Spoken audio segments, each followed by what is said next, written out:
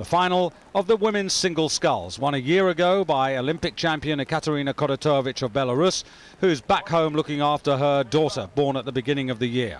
The rain driving down, and the warm-up very unpleasant for all these scullers. On the far side, neck over, but a quick, sharp start. Two from the bottom of your picture there by Trine Hansen of Denmark, and Fedotova just a little slow off the blocks. Yeah, she's a lovely sculler. She gets really into her rhythm after the start. She moves very, very nicely indeed, and these following conditions should be just right for her. But it is getting very rough further down the course, and that might knock her a little bit off her stride. But she's a very, very good sculler, very, very relaxed, and moves the boat along beautifully. But at the moment it's lane 2, it's Katrine Ruschau who is moving her boat that little bit faster. She's a very powerful sculler, the German, very powerful, and she's moved out into the lead right now by just about a quarter of a length. Yeah, she was 5th in the Worlds last year. Ruschau and Fedotova are actually old rivals. Back in their junior days, in 1992 in fact, it was Ruschau who won the Junior World Singles title, and Fedotova was 16 seconds behind her in the silver medal position. So it'll be interesting to see how the tables are today, as we now concentrate on Gwyn Batten. Well, Gwyn Batten has actually moved up very well in this first 500 meters. Normally she's not that fast a starter, and she comes good later on in the race. But here she is up with the leaders, and that's very good for her.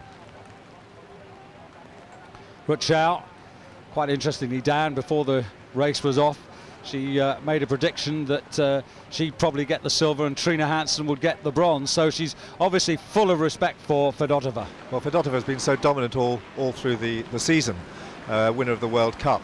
But here in the first 500 meters, you can see the water is beginning to cut up badly. It's a tailwind, but it's very, very difficult particularly for the scullers, very difficult conditions. And we saw Ruschau just catch a couple of blades there, but she's getting her sculls well over the top of the waves, and I think actually it's Fedotova who's having more trouble with the water than Ruschau.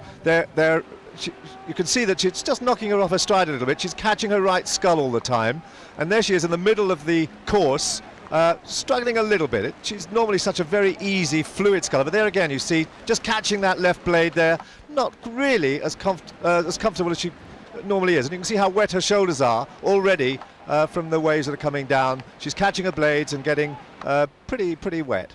But clearly Rutschau's plan is to put as much pressure as she can on the Russian, to really turn the screw on her and make every stroke a winning one if she can. Still short of the half distance, but you can see the first two are well away from the rest of the field, and it could well be that we're going to have two scraps here, one for gold and the other one for the bronze medal. Yeah, I think that's right. Watching Ruschau here, you can see she's a very powerful athlete. She's very, very strong. So she can actually deal with this rough water. She just whacks it through and holds on and pushes it out, whereas the fluid, smoother sculling, smaller Russian is just finding it, each stroke there's just knocking her back a little bit whenever she catches the blade. So Ruschau is moving on very powerfully there in the far lane. Blades well off the water there, very clean and clear. She's used to working in quite difficult conditions, clearly. But she's very strong there, moving her boat along very well indeed. Ruschau will get plenty of support from the home crowd on what is a pretty horrible day for spectating. A good number have turned up, so they'll certainly be cheering for her. But the Russian now beginning to cut back that advantage as we come to the half distance and through it, and you can see there that the two former world champions, Trine Hansen and Maria Brandon, are right at the back of the field. Ruschau looking very focused. Yeah, very focused. Well, I suspect that she didn't think she would have quite such a lead as this.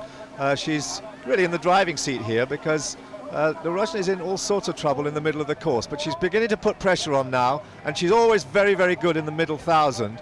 And now you can see that Fedotova is beginning to push away. And look how far they've opened up on the rest of the field. Gwyn Batten there, struggling there with the rough conditions, very much knocked back now into the chasing crowd. She did well in that first 500 meters, and then really found the going a little bit tough. Trina Hansen's alert to the danger and has started to try and put some pressure on, but still well back is Maria Brandon. And Fedotova now beginning to get on terms with Rutschau. She's still got quarter of a boat length to make up. But the other interesting point about Fedotova is that the trials and tribulations she's had off the water this season, Dan. Right at the beginning of the season, she wasn't an official member of the Russian squad. In fact, she raised cash from her local club to go to the World Cup regattas because originally they wanted her to stay in the quadruple scull, which is where she was last year. But she's come through all of that. Now she's a member of the official team and she's kept that unbeaten record. And now she's on terms. Look at that. That second 1,000 is really where she scores, and she's really got a grip now of the conditions. You still see that it's knocking her around a bit, but she's got a grip of it, and she's just digging in and beginning to move through Rutschau. So the 23-year-old from Krasnodar now bow to bow and just fractionally ahead as we go into the last quarter of the race. And you can see how far Maria Brandon there has really moved up and is right on terms with Nekova and Trina Hansen, and Gwyn Batten, I'm sad to say, at the back at the moment in 6th place. So it's Rutschau. Can she respond now? Well, it's going to be very tough for her. I think she gave an awful lot in that first, oh, there she had a really bad stroke there. She gave a lot in that first 1,000, and now she's struggling. And you can see she tried to hold her off, and then when Fedotova pushed, I think Rutschau wasn't able to go with her. And she's now struggling in the difficult conditions as Fedotova is beginning to stride out and finding her form. She's really stretching away now. Beautiful sculling, and the two of them so far ahead of the rest of the field. Really, it's just these two for gold and silver. Well, a significant improvement this season by Rutschau, fighting now for the silver medal. As I mentioned right at the beginning of the race, she was only 5th in last year's final, but Fedotova just looking over to the right there, and she's got all the answers, I think, here. Anything that Rutschau throws, I think she can respond to. Yeah, she's got it all there now. She's beginning to push her rate up really, really hard. The two of them really fighting it out there for this title. But I think Fedotova's got the confidence now. She started a little bit uncertainly in the rough, and now she's got the measure of Rutschau, and she's going for the last 250 meters. So Russia and Germany, and then there's a right fight going on. I can tell you out of your picture, Maria Brandon's moving fast towards the bronze medal position at the moment, but it's still the Russian and Rutschau who have the advantage. Rutschau on the far side, Fedotova in the foreground, closest to you. The angle is deceptive. The Russian is still well ahead of the German as they come towards the finish line now. And it's been a very good second half, and it's Fedotova who becomes world champion, Rutschau for the silver, and indeed Maria Brandon coming in for the bronze ahead of Nekova, with Trina Hansen just denying Gwyn Batten. So Irina Fedotova completes a perfect season, the first Russian woman to take this title since Irina Fetisova triumphed for the Soviet Union back in 1982. Both of them surely in action at next year's Worlds in Canada. Rutschau delighted with her silver, which she receives from Denny Oswald, the president of the International Rowing Federation, and Maria Brandon pretty happy to get a bronze.